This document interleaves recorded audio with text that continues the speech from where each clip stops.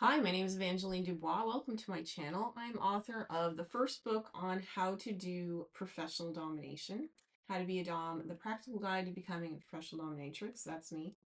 So I've been in this business for 17 years, kind of on and off, and I thought the best way to get my info out there was just to tell you on YouTube. So welcome to my channel. Thank you for being here. I wanted to make a special video for sissies because I have a lot of personal insight into sissies, not just because of my job, but because of my childhood. So sissies are usually a male who wants to act femininely or be feminized, and BDSM is a place in which they can do that. In their everyday lives, these people might be very repressed because they feel like if they take a step towards anything feminine, enjoying anything feminine, that they will be judged and humiliated and laughed at. So that's enough of a deterrent for them not to try it. BDSM, the world of BDSM and professional domination, is one of the only places where a straight man can be feminine. Now, when I was a little girl, I am a completely normal female body, but when I was a little girl, I did not want to be feminized. I didn't really feel that way until I was maybe 8 years old.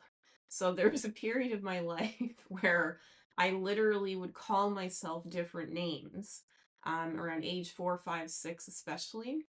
Um, so I would call myself names that were, fantastical names or even boys' names because I believe, and so did my parents, that gender really doesn't matter that much, especially for a child. Children deserve to just do whatever they have to want to do naturally or whatever they feel naturally. And unfortunately, now we're living in a time where people are really attacking each other based on gender. I don't understand it. I don't see what any of this matters. It really doesn't have a bearing on anything important. If somebody feels that they want to be more masculine or more feminine or gender neutral, it's really nobody's concern or business. It really doesn't matter. So because of my childhood experiences, I have a special place in my heart for sissies, and I feel like I understand. Now, personally, I enjoy all the sensual aspects of being a woman. I enjoy aesthetics, I enjoy pampering myself, I enjoy beautiful clothing, and I enjoy the privilege of being able to wear pretty much whatever I want without somebody attacking me. But this is not true for some other women, and it's certainly not true for other men. We live in an age now where drag is coming out in popular culture, and I very much enjoy drag. When I was in my teenage years, I used to make clothing and I would do, community fashion shows. I sold clothing at stores that I made, and I was extremely creative. So I was coming up with all kinds of innovative, one of a kind pieces and wearing them in fashion shows and doing photo shoots. So I enjoy aesthetics, I enjoy glamour, I enjoy exploring different avenues of fashion and, the sensual experiences that women are allowed to have that other people look down on men for wanting to have. Now, nobody has the right to judge you if you're a man and you want to wear women's clothing and feel what it's like to be a woman. That isn't going to hurt anyone. It might confuse people in your life and they might not like it and they might be disturbed by it. But it's not wrong, okay? It's completely okay as a human being to explore different experiences as long as you're not hurting anyone. And if somebody's going to get hurt and offended by the fact that you want to try hosiery on once in a while or a dress, I mean, it's really their loss because my business and all the work that I've ever done in my life as an artist is about one thing: personal liberation. So my experiences in my younger life of being sort of, not gendered or asexual, whatever you want to call it, allowed me to occupy a space of liminality, a space where I didn't have to be a boy and I didn't have to be a girl, and nobody cared and nobody judged me. I didn't have a great childhood other than that. We were poor and there was lots of stress in our lives, but I was always allowed to express myself. That could probably be the best thing I could say about my childhood, is that my parents were creative people and they allowed me to express myself in different ways.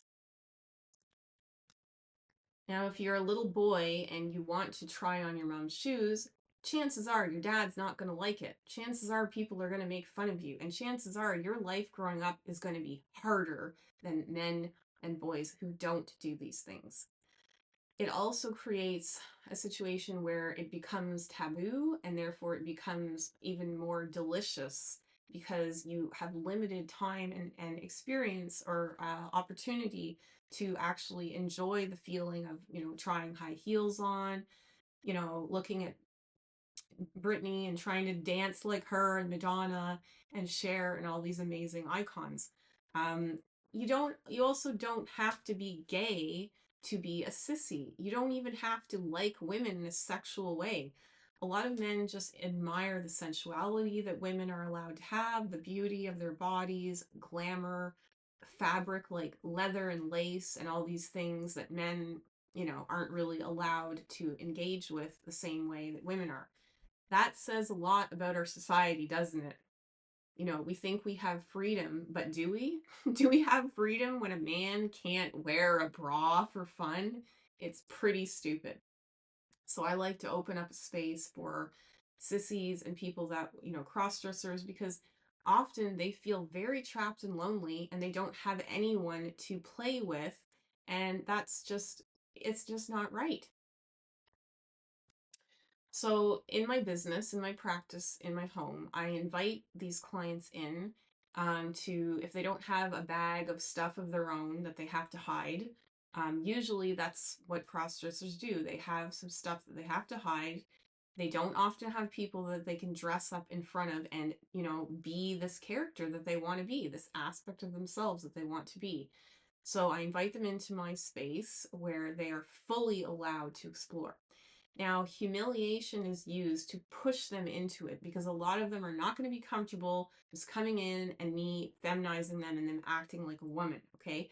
So they use me as a catalyst and a leader to allow them to do this and to do it for them. Like I'll, take all their clothes off, I'll put panties on them, which they love, um, hosiery, sometimes a garter belt, a bra, that sort of thing, sometimes a dress or like a feminine sort of garment, makeup, a wig, and high heels. Now, I feel like every man should try this at least once. There's absolutely no harm in it, and it brings a lot of people a lot of pleasure. So, being feminized can be a way to allow men to let their guard down because I feel like in our society, there's so much pressure on men to act like men, that it creates a certain type of stress that maybe women don't have. Women have other forms of stress, and they probably, in my opinion, have more stress than men because there is a patriarchy that is the foundation of most of our societies worldwide are founded on male dominance. Some men don't like that. And I really like those men because they're so much smarter and they have so much more emotional understanding and care in their hearts than others do. A lot of people who don't like sissy behavior, feminized men, are repressing their own desire to try it. As human beings, we have all kinds of emotions, all kinds of feelings, all kinds of desires that we don't know how to control or that can get the better of us. And I believe that's why people judge men so harshly, is because they themselves feel repressed in some aspect of their life and they need an easy target to take it out on, which is pretty lame in my opinion. So I hope you've enjoyed my insight about this, and I would very much like to hear from you. If you are a sissy or someone who's a crossdresser or someone who's just curious about experiencing anything that is taboo, trying on a dress or a bra or whatever, I would really love to know about your experiences. So please email me if you like. If you go to my homepage, I believe you can find my email there. And please pop a comment below about your experiences if you're comfortable sharing. And thank you so much for watching.